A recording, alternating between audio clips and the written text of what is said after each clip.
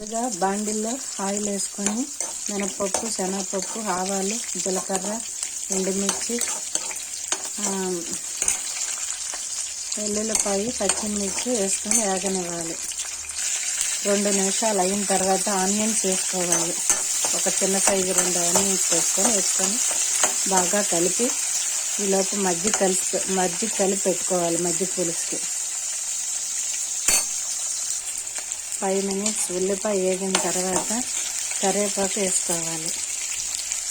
ఉల్లిపాయ పచ్చి వాసన అయిన వరకు వేగించుకోవాలి.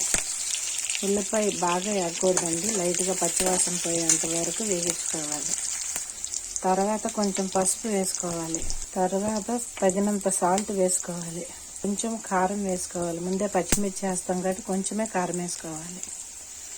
తర్వాత కారం వేసాక కొంతసేపు వేగనిచ్చాక మజ్జిగ వేసుకోవాలి. స్టవ్ సిమ్లో పెట్టుకొని మజ్జిగ వేసుకోవాలి.